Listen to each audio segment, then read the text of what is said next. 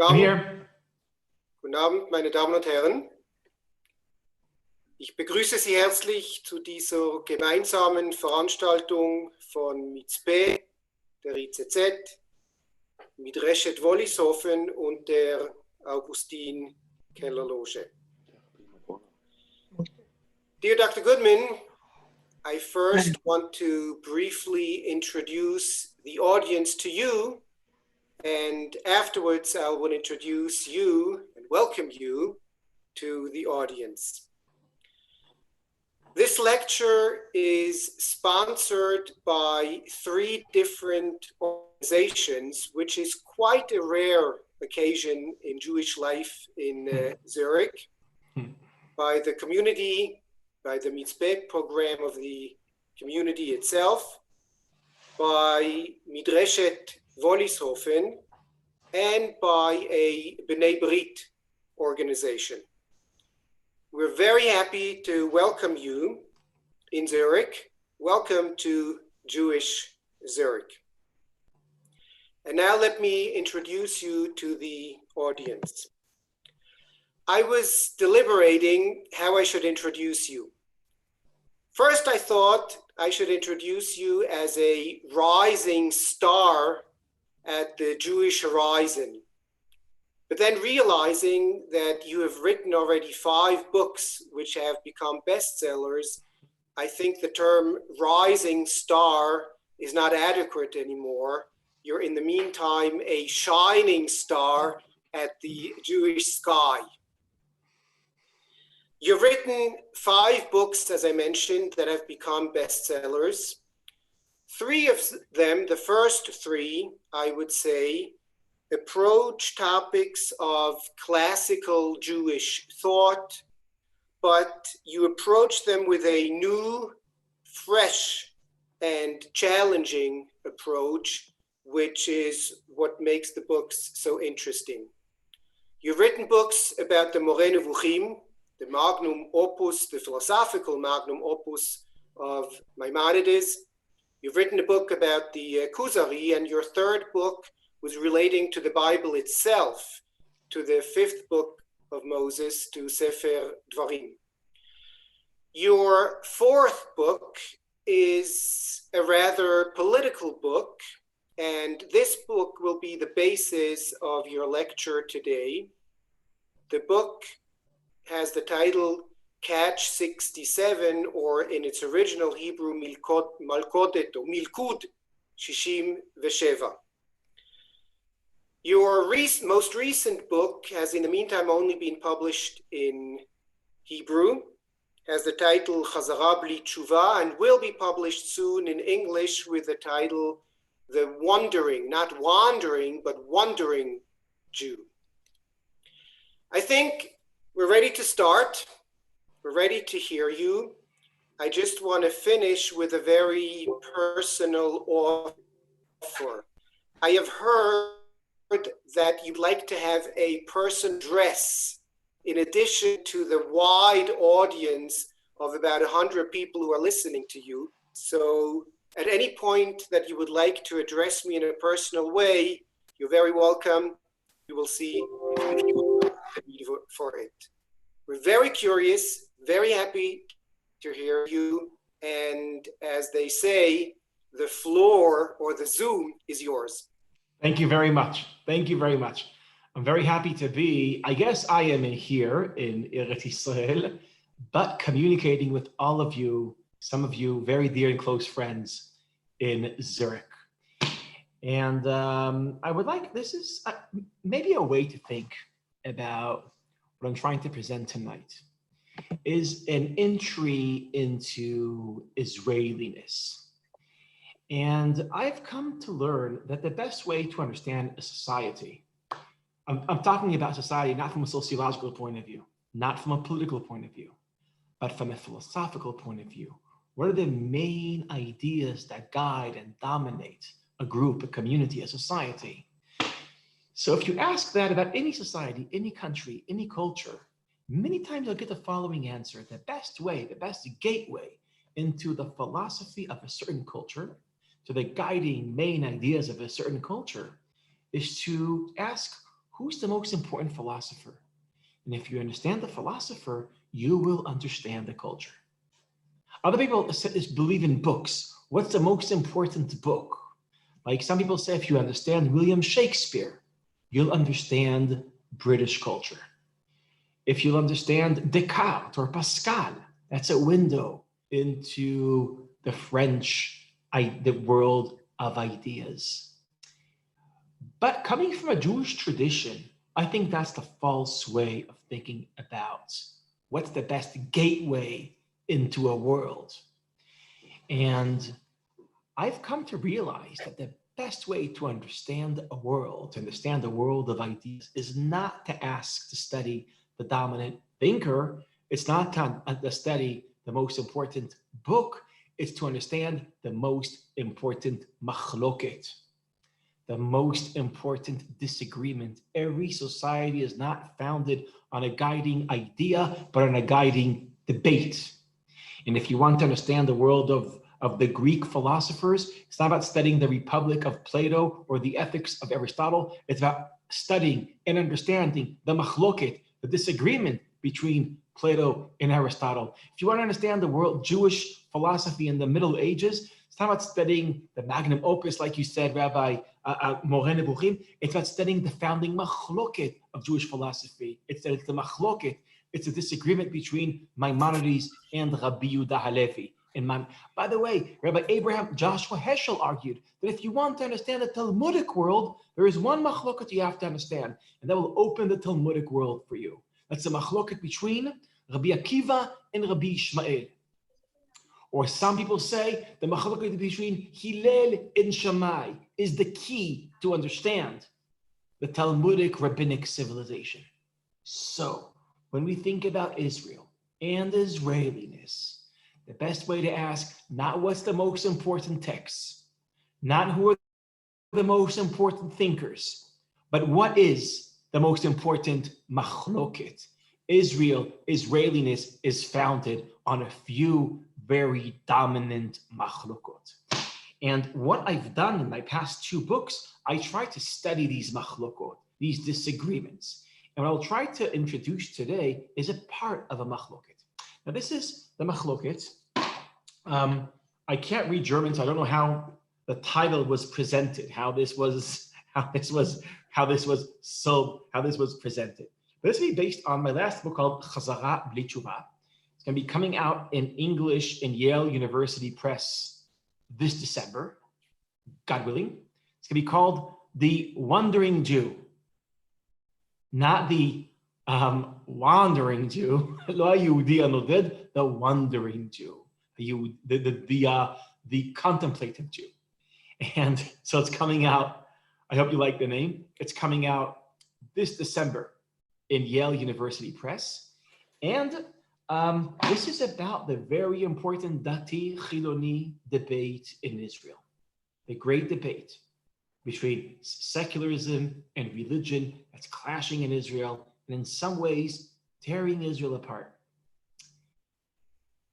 But if we look into Israel and the deep into the debate in Israel, we might realize that the real debates, philosophical debates, taking place in Israel today are not between secularism and religion. We look closer, we'll see there's a very interesting debate within religious Israel. There's different approaches of how to see of religious people in Israel trying to ask, how do we do religion in Israel? And there is a massive debate there. Within the Chiloni world, there is a massive debate of what does it mean to be an Israeli Chiloni, a secular Israeli. You see, my argument is that the real debate in Israel is not between secularism and religion. It's within secularism and within religion. And if you want to understand Israelism, it's not about understanding the machloket between the camps, but within the camps. And secular Israel, for the first 3 generations of Israel, created the founding ethos of Israel.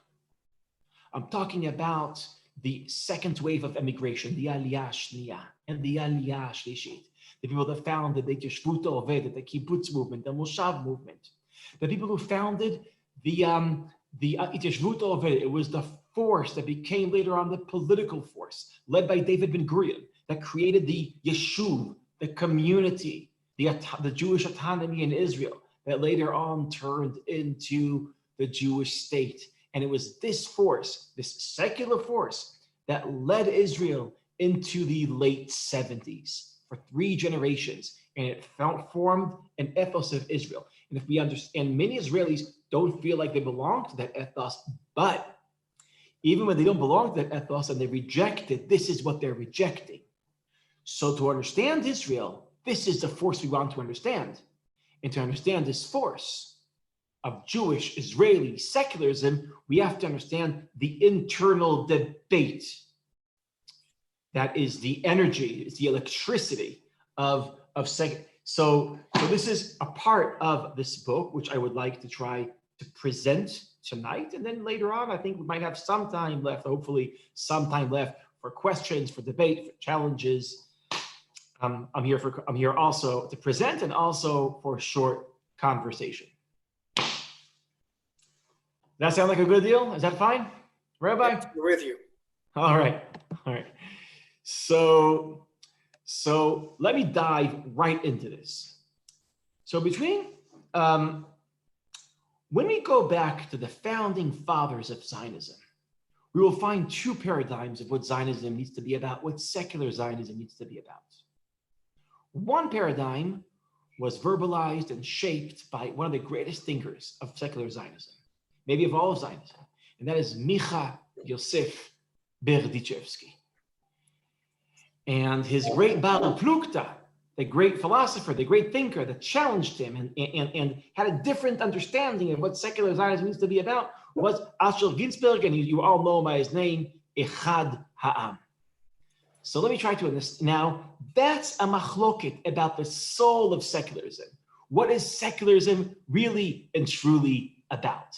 I'll start with Berdichevsky. I'll move to Echad Ha'am, and we'll know their debate. We might have a better glimpse into Israeliness. So let me start with Micah Yosef Berdichevsky. Berdichevsky helps us to understand a very Zionism from a very different angle than we are used to thinking about Zionism. I'll tell you why. I don't know if this is true for Zurich, but in Israel, I know also in North America, usually when people teach Zionism, they teach Zionism through the eyes of Theodor Herzl. Is this also the case in Zurich? That's how you think about Zionism, like the founding fathers, Herzl, and his story is our story. Is that also the main gaze for when you teach Zionism in Zurich, just so I know? When you start teaching Zionism as a political movement, yes. Certainly. When you yes. want to add the more religious dimensions, there are all kinds of other people that are mentioned too. Okay. Rav Kook and Rav Kook, but that's moving into religion. So like if you'd ask Berdichevsky, he wouldn't think that Herzl understood Zionism. Here's why. When they teach us Herzl through Zionism, and when we teach Herzl through Zionism, we have the assumption that Zionism is a political project in the sense that the purpose is to create a political entity that didn't exist beforehand, to create a state, a Jewish state. But for Berdichevsky, Zionism is not about creating a political entity. He's not against it. We should do that, but that's not the purpose of Zionism. The purpose of Zionism for Micah Yosef Berdichevsky and many others is to create not a new state, but to quote them, a new Jew, a new personality. It's like, I know there's some therapists in the crowd, so it's like a person as an individual feels like there's a problem with his or her personality. They go to a therapist, they're trying to cure the personality. For Micah Yosef Berdichevsky, the Jews as a nation, as a collective, don't have a healthy personality. And we have to cure that personality. And the movement that's going to cure the personality of the Jewish collective is called Zionism. Berdichevsky didn't put it this way. This is my framing. For Herzl, Zionism is a political project. For Berdichevsky, it's a therapeutic project. To create what later on Jabotinsky called Geza Psychologi Chadash Shel Yehudim. That's an unbelievable line by Jabotinsky. A new psychological breed of Jews. Now, when Berdichevsky has this vision, and Yosef Chaim Brenner and others, of a new Jew, it comes out of many emotions of disgust from the personality of Jews, the way they saw it and the way they experienced it. Now, there's work here done by historians like Shmuel Almog and Anita Shapira, where they compare the rhetoric of some of the founding fathers of Zionism to the rhetoric of some of the anti-Semites. Like Brenner says, the Jews are היהודים הם הפסולת של ההיסטוריה האנושית. They are, it's such a terrible line, I'm embarrassed to say this, they are the garbage of human history. And Hayid Mechoar, the Jewish, they have all these very, they feel repulsed by the personality and character of Jews. So Shmuel Almog and Anita Shapira, they take all this rhetoric of some of the founding fathers of Zionism and compare it to the rhetoric of anti-Semites, and it's shockingly similar, but there's a radical difference. And here's the difference. The difference is that for anti-Semites and for the Zionists, the Jew, the exilic Jew, the Yehudia Galuti, there's something not healthy in their personality. Maybe I would even say they have a sick personality. But for anti-Semites, the sickness of the Jew is genetic. For the Zionists, it's triggered by the environment, by the circumstances of their life. And this is a very important distinction. Because if what's corrupt in the personality of Jews is a result of the environment they live in, their circumstances of their life, not their genes, like anti-Semites argued, what does that mean? It means that if we change their environment and if we transform the circumstances of their life, their personality will cure. And the movement that will do that is Zionism. So after saying that, and I know this might be shocking, after saying, I just want to say something. Everything I'm saying is not my words, not my thoughts. I'm trying to give the best presentation of Brenner Berdichevsky, of that brand of Zionism. So in order to understand why Zionism will cure the personality of the Jew, we have to understand what they thought was sick and not healthy in the personality of what they call the Yehudia Galuti, the exilic Jew. And this is my understanding of their writings. So in the history of philosophy,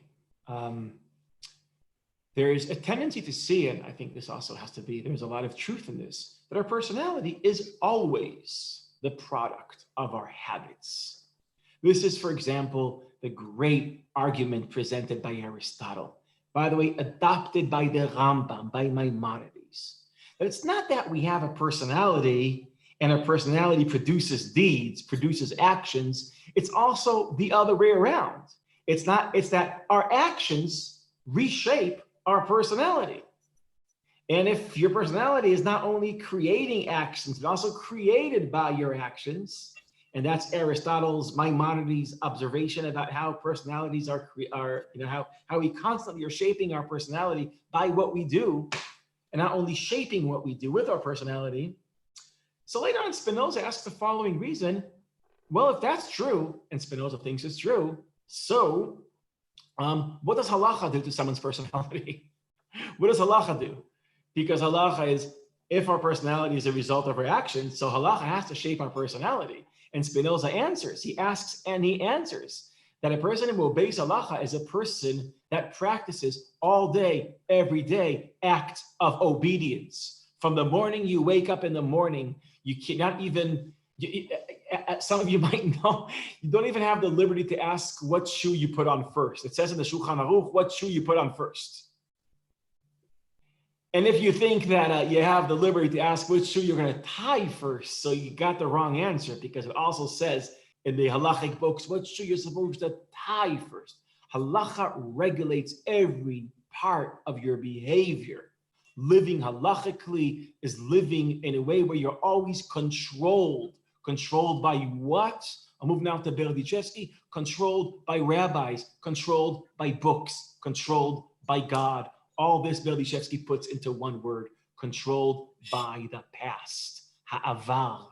Your personality, your behavior is regulated by the tyranny of the past. You're controlled by the past. And the result is, the product is a submissive personality, a surrendering personality, not a Nietzschean person that expresses his personality, but a nebuch that surrenders and quiets his talents and surrenders his personality. And that was the personality that Zionism needed to change. But that's not the entire picture here. Because the exilic Jew wasn't only controlled by God, rabbis, books, meaning the past or Judaism. The exilic Jew is also controlled by who? By the non-Jewish governments that were controlling his or her life, which means living in galut, living in the exile all throughout the years, was living when you're always beneath two authorities, not one, two. One authority is the non-Jews, the government.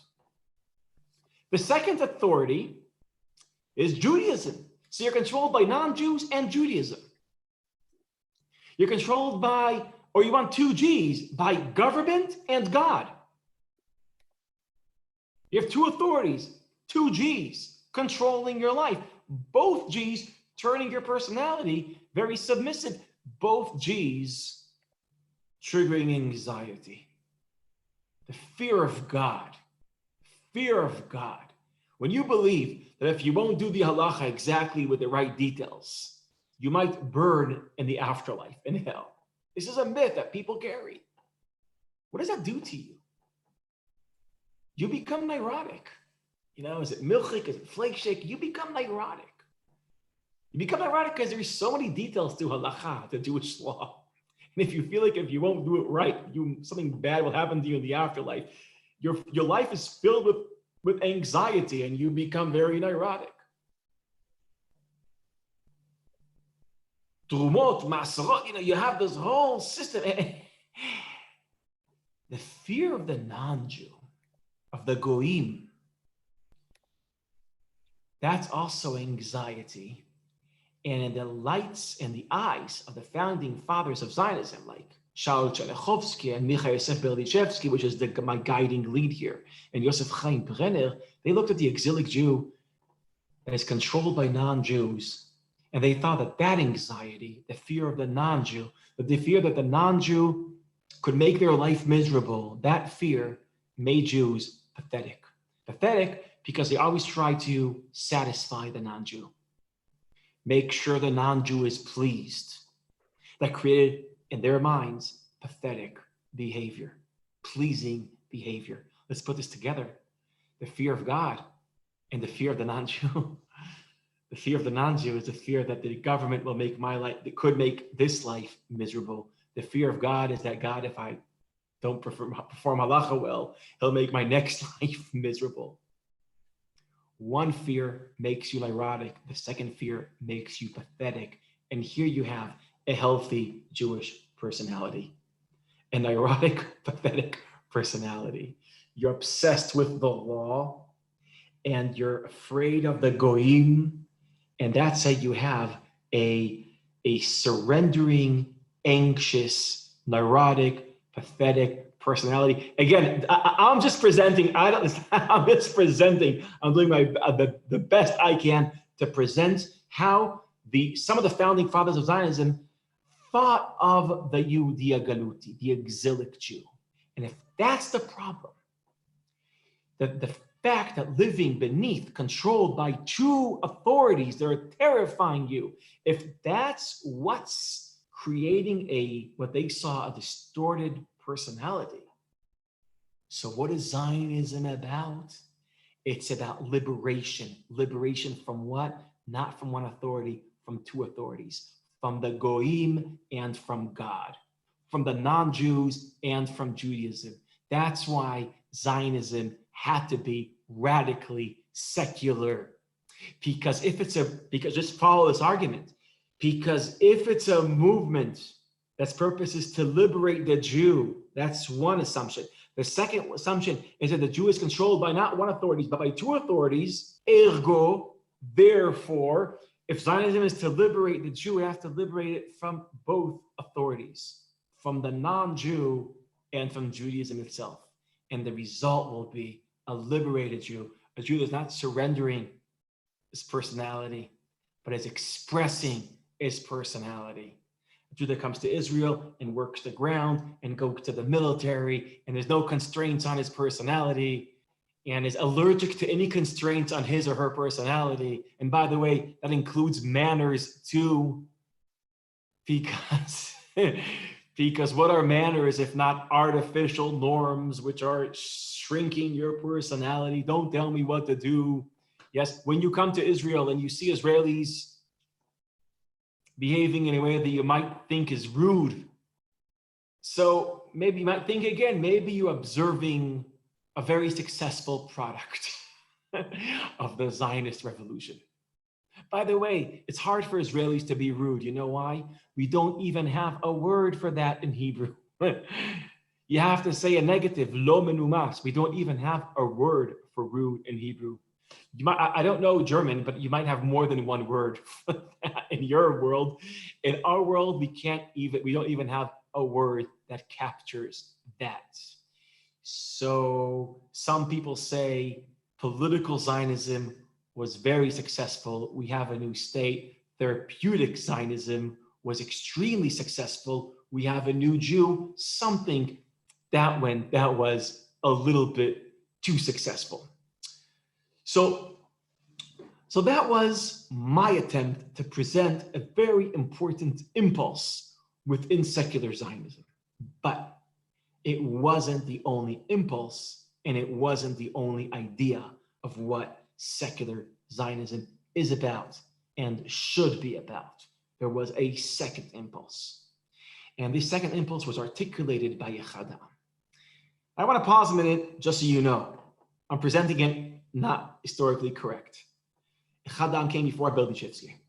But I think it's easier to think about it as Echad responding to Berdichevsky. But just so you know, Echad started writing 7 years before Berdichevsky. Just if you quote this, just so you'll get it right, okay?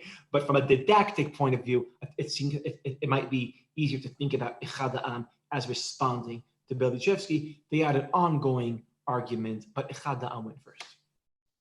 So now going to Echad. According to Echad, what does it mean to be secular? Now, the word secular didn't exist. They didn't use the word chiloni, secular, back then, in the end of the 19th century, beginning of the 20th century.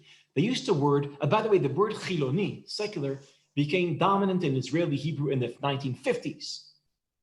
Until then, the dominant word that expressed that identity wasn't secular, it was chofshi, which means free. They were thinking in Yiddish, you could be frum or frei. You could even be, tied or, right? Frum is tied, right? Yeah, or liberated. You're free. So, but Echad made the following argument. What does it mean to be free? What does it really mean to be free? So Echad argued that to be free is not to be free from your past. It's not to disconnecting yourself from tradition.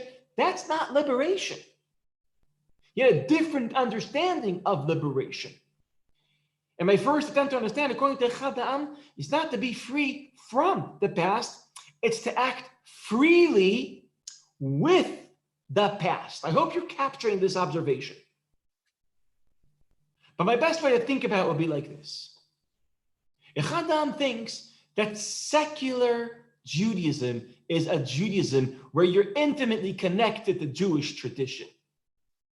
And secular people will be studying Tanakh, Bible, and Talmud, and Kabbalah, and just knowing the tradition inside out, just like frum religious people, just like them. Because it belongs to both. But there's a difference. If for someone that's frum, those texts are a source of authority, which means when you read them, you also have to obey them. For the secular Jew, they are a source of inspiration. The difference between authority and inspiration is all the difference in the world. Authority makes you small. Inspiration makes you big. Authority assumes that what you think, what you feel doesn't matter. It replaces you. Inspiration is an added layer to who you already are. So he says Jewish tradition is not our authority, it's ours, but not as authority. It's ours as inspiration. And therefore, we're not free from Judaism. We are free with Judaism. Here's a way I've learned to think about Echad Ha'am. Echad Ha'am looks to his right and he sees frum Jews. He looks to his left, he sees Berdichevsky, rebellious Jews. And this I've learned. Think about our relationship with Judaism as a relationship, okay? Now, I want to just expand the term relationship as a good metaphor, because I think I personally believe that the quality of our life depends on the quality of our relationships. As opposed to Western capitalism, the quality of a life depends on the sum of the assets we own. It's probably smarter to say that the quality of a life doesn't depend on the amount of assets that we own or the achievements of our career. The quality of a life probably depends on the quality of the sum of our relationships. We're not the sum of what we own. We're not the sum of what we've achieved. We're the sum of our relationships. But then, by the way, this is not an observation. I'm quoting Sonia Lyubomirsky, which is a happiness researcher in University of, I forgot, one of the universities of California, maybe Stanford. You see, I'm ironic, but don't quote me on this. But relationships are not only with people. For example, people speak today about relationship with nature, with planet Earth. We have to cure our relationship with planet Earth. Echad Ha'am speaks about our relationship with our past. What is a healthy relationship with our past? So he looks to his right and says frum Jews, says they don't have a healthy relationship with their past because their past is controlling them.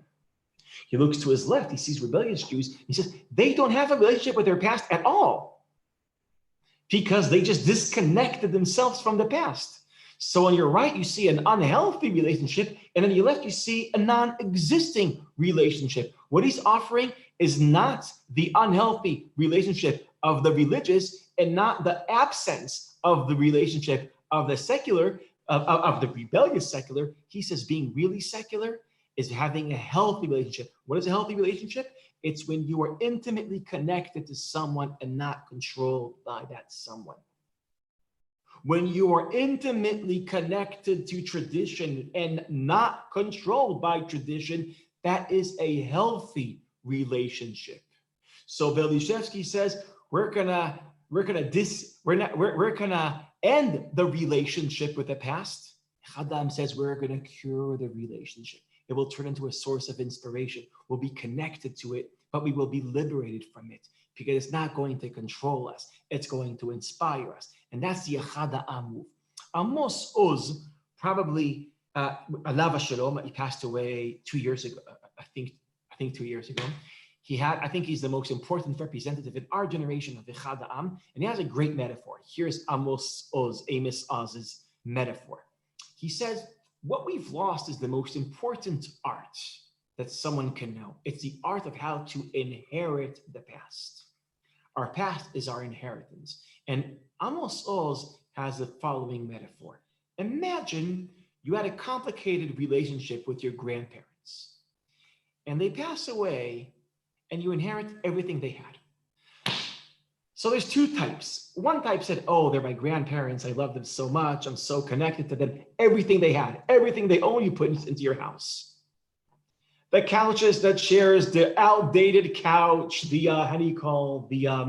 the chandelier, which is outdated, and you put it in your living room, and you put everything they owned in your house because it was theirs. You can't throw anything away. How would your house look like if everything your grandparents owned, you inherit, and you put inside your apartment? If you don't have a very big apartment, yes, it will be crowded, messy, and more importantly for this metaphor, you won't have much room to move around for yourself. Let's think about a different inheritor. A person that had a fight with his grandfather or something, was very angry, and when his grandparents died, he took everything they owned and he threw it away. Everything. And it included the chandelier and the outdated couch, but also the pearls, also the gold, also things that were very valuable. He threw everything away. This is a powerful metaphor that Amos Oz uses to explain two very, very flawed cultural strategies. There's some Jews that everything that was ever said in their past becomes who they are. Any halacha that was ever written is something they have to obey. Any text, even if it's chauvinistic, it doesn't matter. It's probably true. Everything, their past is spilled into them, and there is no more room for themselves. And there's other Jews that throw everything away, and when they throw everything away, they're also throwing away extremely valuable cultural, spiritual assets, and very deep wisdom is thrown away. And Amos also says, what's the greatest culture, what's the greatest art we have to learn? The art of how to inherit. What do you put in your living room? What do you put in the kitchen? What do you reshape and you put it in the garden? What do you put in the basement and save for a rainy day? And what you realize, this I'll never ever use, I don't want this, and that you throw away. How do you do that? So this is, I think, the way Amos also, that is liberty. If to be chiloni is to be free, you're not free from the past. You have more liberty when you are intimately connected to the past. So if Echad Ha'am would see someone that studies Torah, he wouldn't think that that person is becoming less secular. He would think you're becoming more secular because he has a completely different paradigm of what secularism is. So this is the founding machloket. Is secularism a rejection of the past, or is secularism transformation of our attitude towards the past?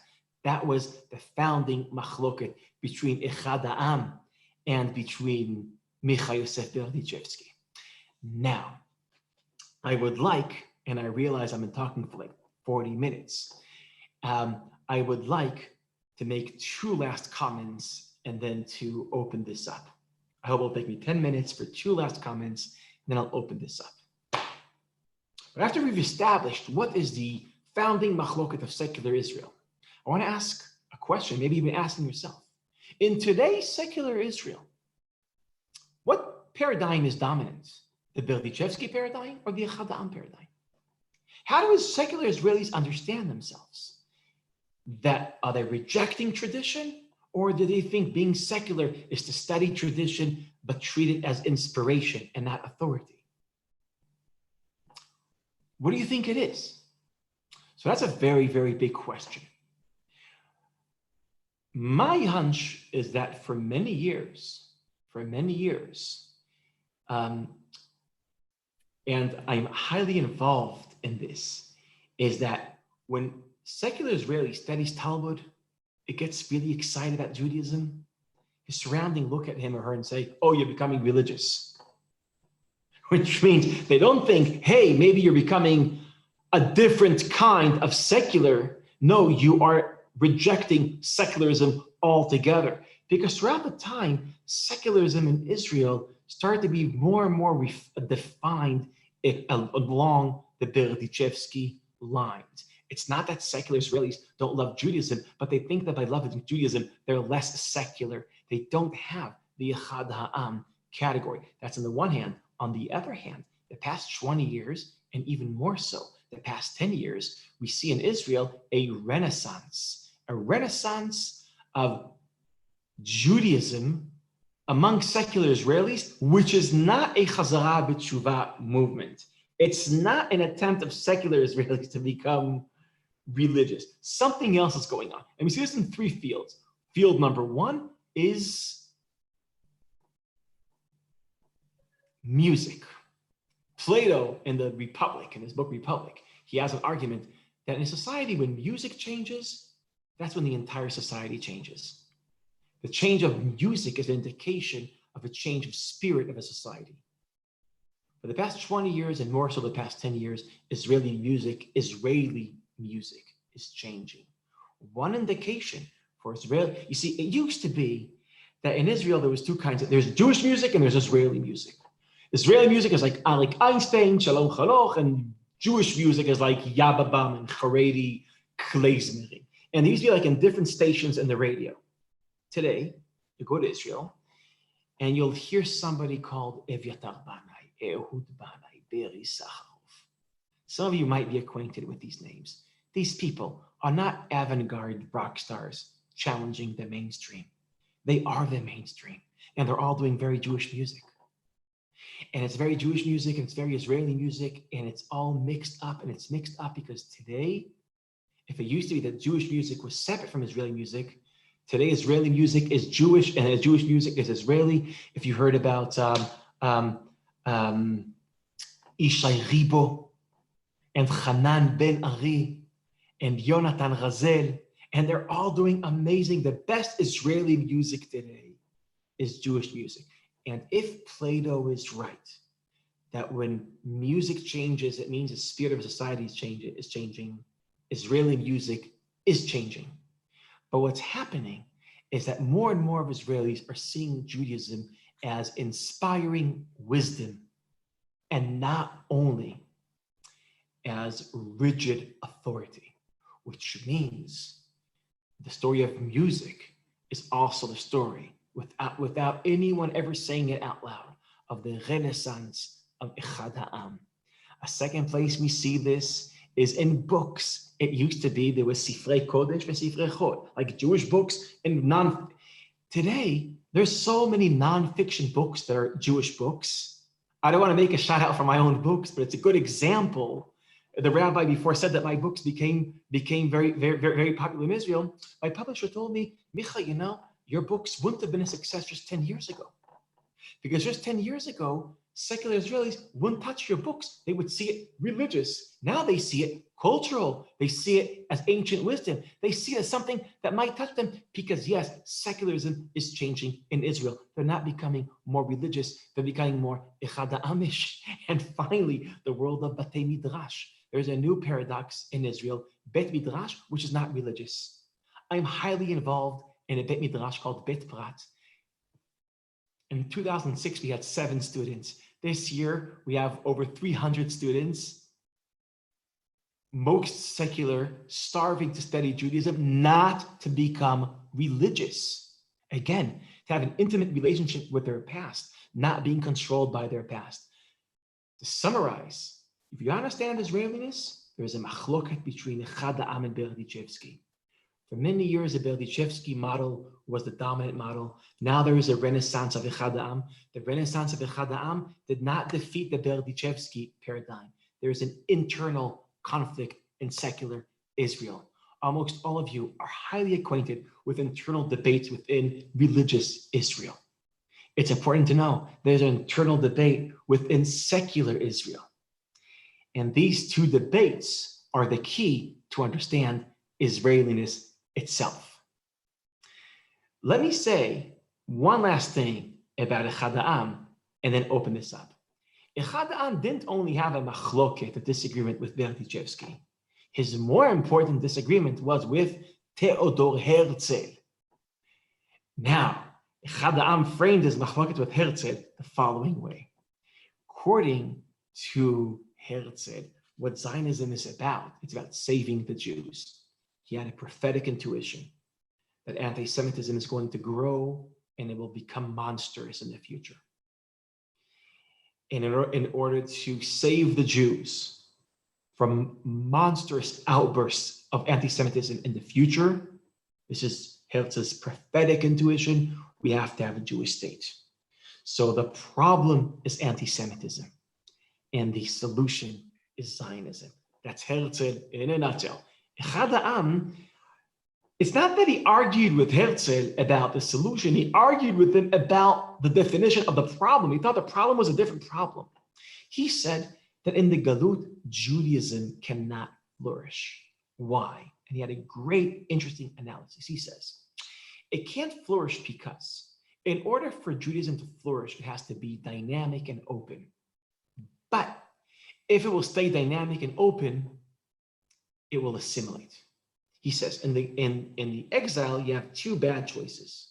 Bad choice number one is to protect Judaism from assimilation. And how do you protect Judaism from assimilation? You freeze Judaism and you close Judaism. And when you freeze Judaism and you close Judaism, you protect continuity. Your children will stay Jewish. Your grandchildren will stay Jewish. Your great-grandchildren will stay Jewish. And he's right. The most closed versions of Judaism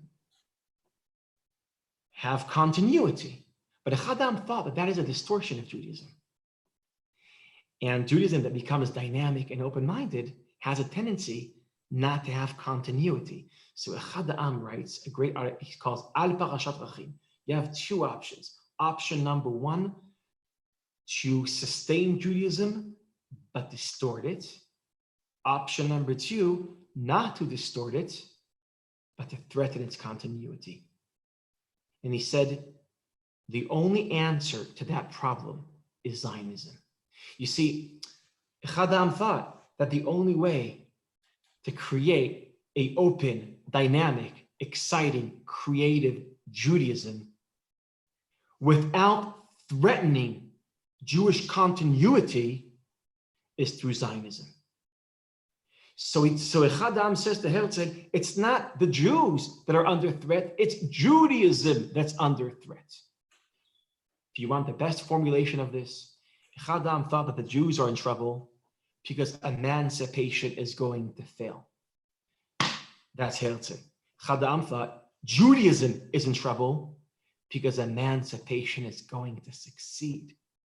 Echad Ha'am said that because the non-Jews are going to reject us, we need Israel. That's Herzl. Echad Ha'am said, because in the end the Gentiles will accept us, we need Israel. So Echad Ha'am says to Herzl, it's not about saving the Jews, but saving Judaism. He says to Berdichevsky, it's not Jewish personality that is under threat.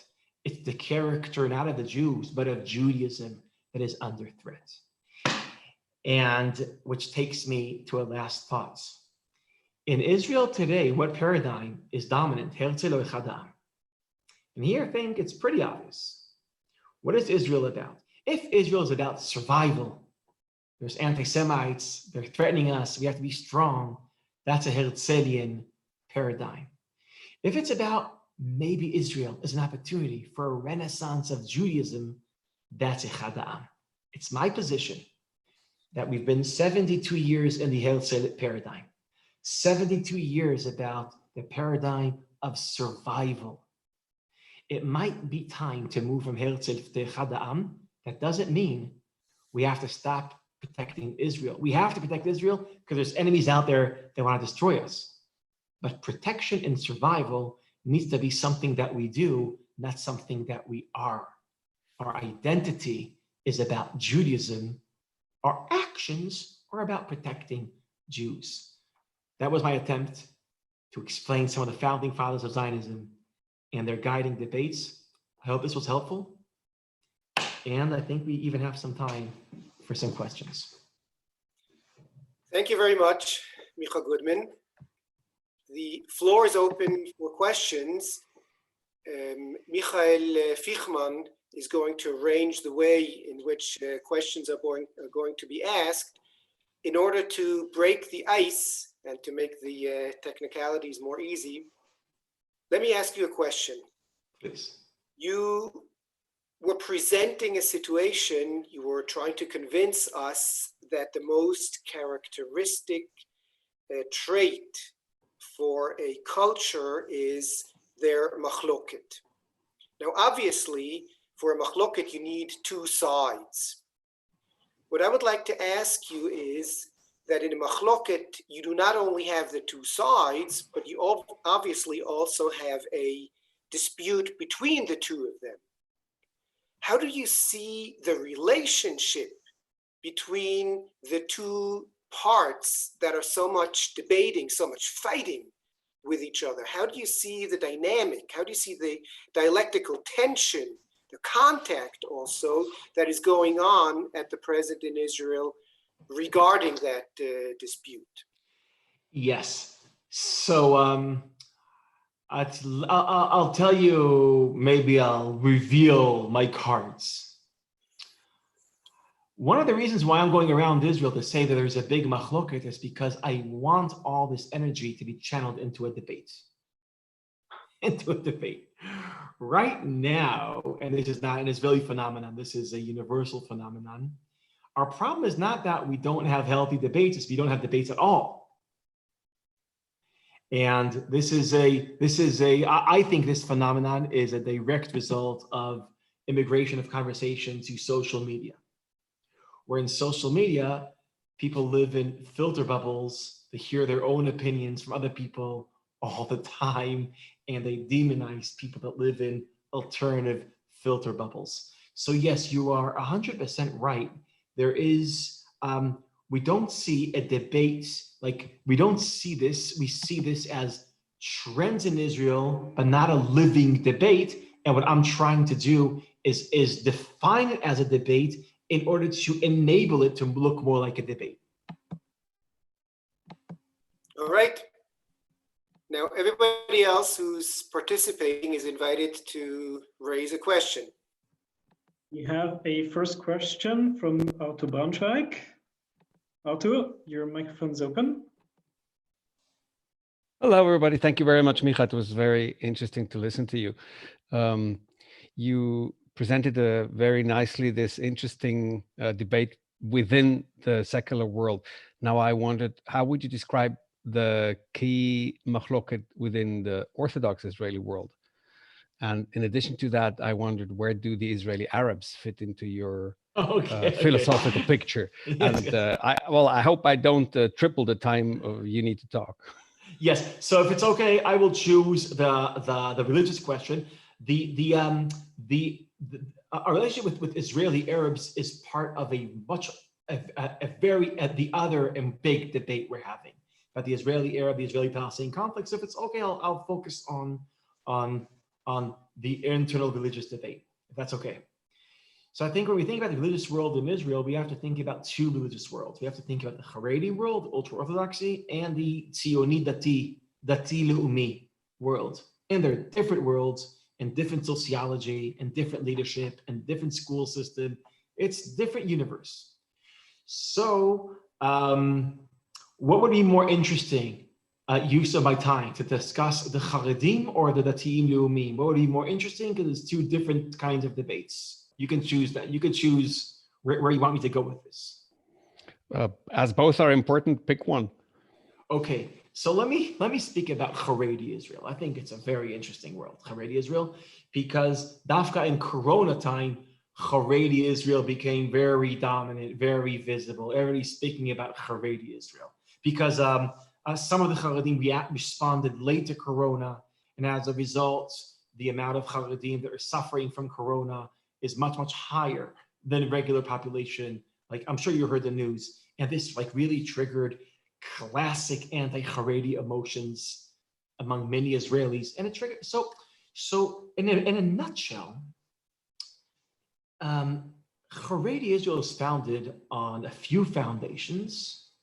There's a researcher called Benny Braun that speaks about the 8 foundations, but I want to choose 3 from the 8 foundations. And one is obedience to the Gedolim, yes, to the Gadol, to the leader of the generation. That's one. 2 is a very strong conservative impulse of freezing halakha, chadash asur min Torah. Innovation is bad. You freeze the culture, you freeze the religion, no innovation, rejection of innovation. And 3, rejection of modern Israel, which means we're not only freezing Judaism, we're also closing our communities.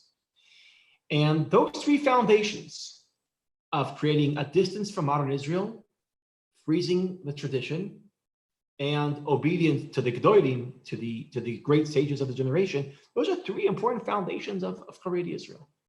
What's interesting is that every one of those 3 is being challenged within Haredi Israel today as we are talking. More and more Haredim are questioning the obedience to the Gedolim. More and more Haredim are asking, maybe change sometimes is not a bad idea. And more Haredim, this is in great numbers, don't want to be separated from modern Israel. They want to integrate into modern Israel. Amos Oz had a great line a few years ago. He said, the last big aliyah to Israel was from Russia. The next big aliyah to Israel is from Bnei Brak. Which means we're going to see great integration of Haredim to Israel. Now, Corona exposed this. The fact that Haredi Israel is split, because on the one hand, why were Haredim suffering from Corona more than other Israelis? Because they're victims of those 3 foundations. The Rav Kanievsky, the Gadol, said, yeah, you could continue going to shuls, you should go to yeshivot. And many of them, not all of them, obeyed Rav Kanievsky. And as a result, Corona. 2, just the nature of a very, very radically conservative society is that you change very, very slowly. And so secular Israel responded to Corona very quickly because it's a dynamic society. Haredi Israel doesn't like change. So they changed slowly, naturally. They responded slowly to Corona.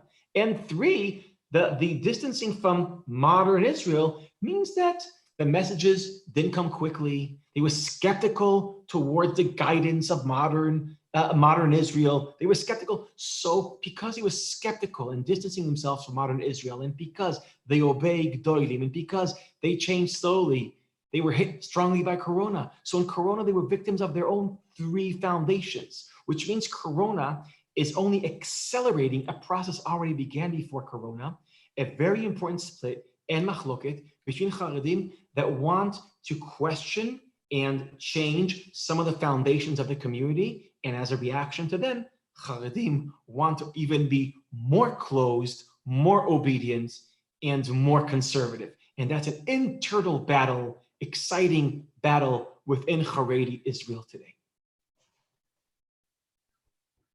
Thank you. Who's interested in asking another question? Chana Belovitz. You have to open your microphone. Yes. You have said very many interesting things.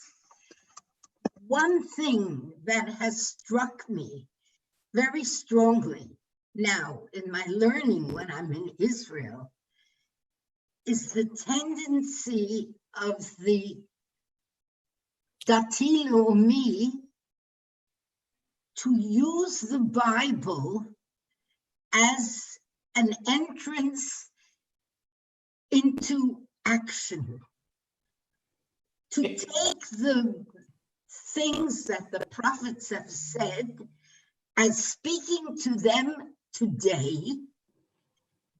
Just as an example, Yibanei Beit HaMikdash, to build the temple in our days. I'm sure you know about this. I would like you to speak a little bit about it because it's something that's really hit me very strongly. Yes. So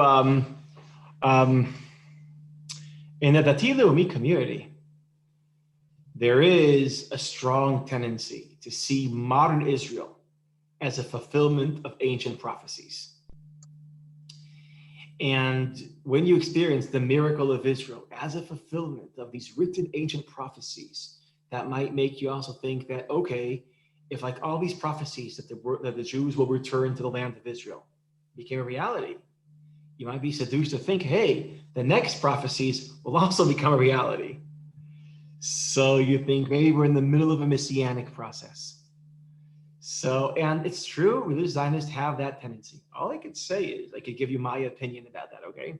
That's all I could say, is that people who say, okay, I read the Bible and I know what God's plan is. Not only do I know what God's plan is, I know exactly where we are in that plan.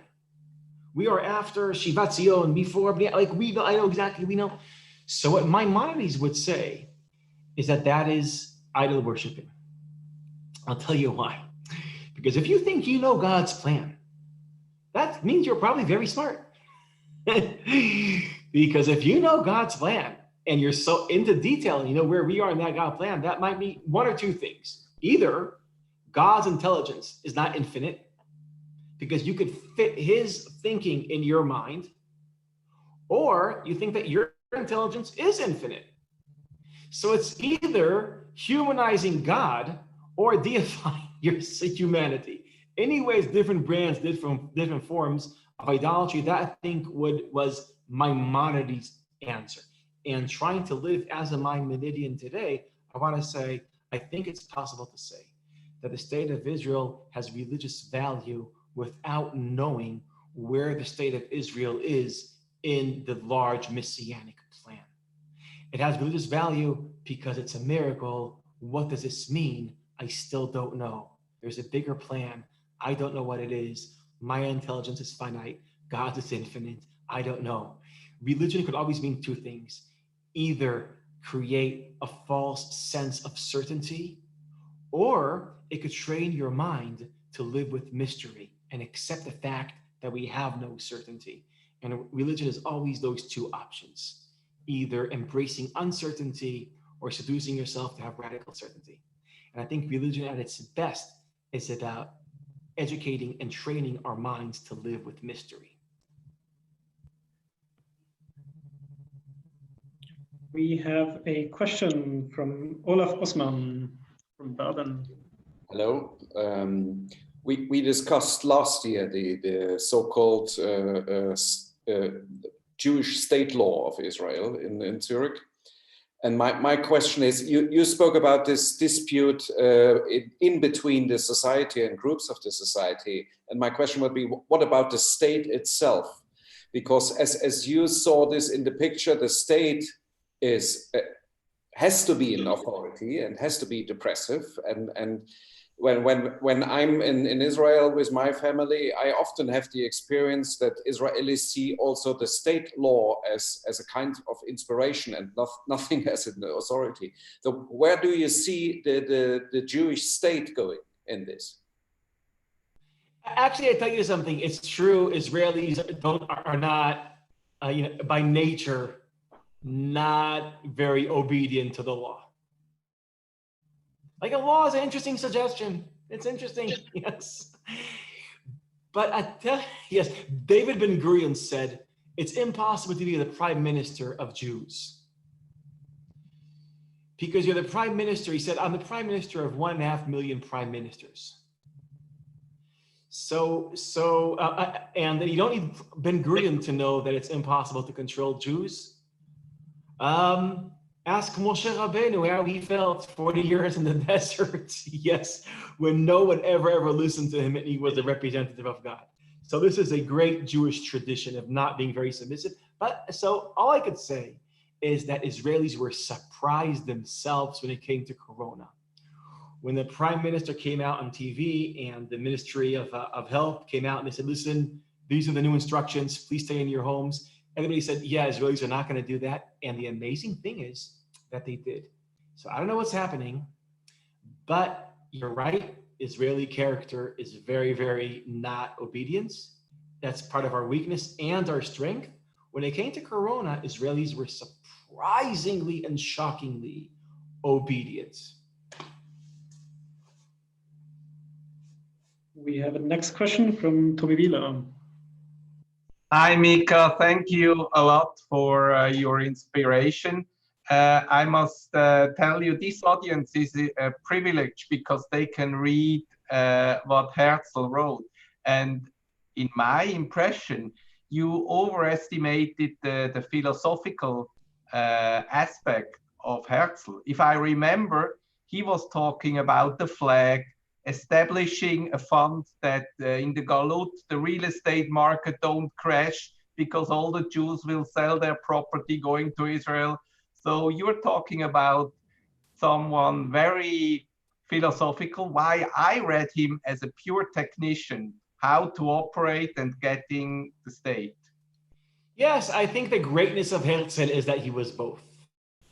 He had a vision, a prophetic vision of the problem of anti-Semitism and the right response, but it wasn't only a prophetic intuition. He also, in his Judenstaat, in the state of the Jews, took it to very, very practical, maybe even too practical and bureaucratical detail. So I think that was the greatness of Herzl. That was active only for 8 years, by the way. He was active as a Zionist only for 8 years, and he managed almost single-handedly to transform the motion of history. Let me suggest that we take one more, Okay. and that we end the conversation then. Who would like to ask the last question?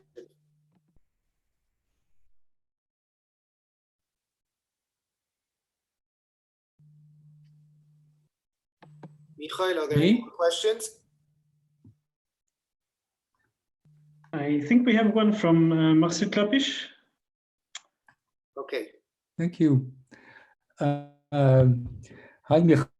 It's always very inspiring, and I really like this analysis and the two machlokot inside the machloket. It's very much the same pattern as your book, Chazara B'Tshuva and Catch 67. I want to add something about the Haredim. I have a brother who lives in Bnei Brak with his 63 grandchildren and 12 great-grandchildren. And I asked him last week, why don't you say the Hallel on Yom Ha'atzmaut? And then we started a debate, and what he says basically is that he wants a theocracy in Israel. This is not something that you mentioned. Do you think there is a current like that, or is it just an individual? Yes, I think there is always was within religious Jews a fantasy of the sovereignty of halacha, medinat halacha, and a theocracy. Yes, 100%, 100%. See, here's the problem with Zionists and with Jews in general. For 1,900 years, Jews all over the world had a fantasy of how Jewish sovereignty will look like. But we've developed different fantasies. Socialist Jews thought it needs to be, like a completely egalitarian country. And Rum Jews thought it has to be halachic country. And liberal Jews thinks to be a liberal country. And the problem is the state of Israel has to turn the fantasies of Jews into reality. The problem is all these fantasies are in constant conflict. So we have to turn the dreams of Jews into reality. The problem is all these dreams completely clash against each other. So the theocracy dream, I think, is a utopia and a fantasy, just like the communist dream of Israel, and just like Aleph Dalet Goldon's romantic dream of Israelis working the ground and having mystical experiences. And let me end with a great Dvar Torah I've heard from Rabbi David Hartman many, many years ago. He said that in the Tanakh, in the Torah, it says, Ve'achalta ve'sava'ata uverachta, which means you eat, you feel full and satisfied, and you make a blessing. The Talmud in Masechet Brachot come around, they say, okay, how much do you need to eat in order to say a bracha? And they say, kazait. Yes, you have to, like an olive. So you ask, has anyone in the world ever ate an olive and felt full and satisfied? Because in the Torah it says only when you're satisfied you say bracha. And that is the anti-utopian move of the Talmud. Even when you're not full and you're not satisfied, you didn't get everything that you want, you make a bracha. Israel, the left feel that Israel is not what it needs to be. The right feels not what it needs to be. Everybody has a fantasy, and Israel doesn't fulfill anyone's fantasy. And the difference is, some people say, if it's not what I want, I'm not saying a bracha. I'm not saying Hallel. I don't feel gratitude for Israel. The question is it possible to say a blessing on Kazait? It's not perfect. It's something, and I'm making a blessing on it. I have gratitude for what I have, and I'm not locating my attention on the perfection that I don't have. So I think that drasha is a beautiful drasha about how to live life and also how to think about Israel.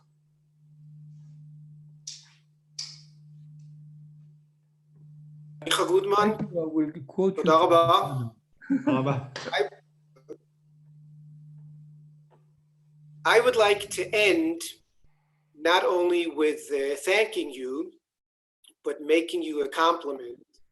I think in addition to entertaining us, I think you have achieved the major goal of every lecture, which is to make us think, to make sure that what you presented is not only present for those 75 minutes that we spent with you, but that we're going to turn off our computers and continue thinking of what you presented. Thank you very much. Thank you. Thank you all. I hope you'll come back, so to say, to Zurich very soon. Und ich möchte mich verabschieden auch von allen, die heute Abend mitgemacht haben.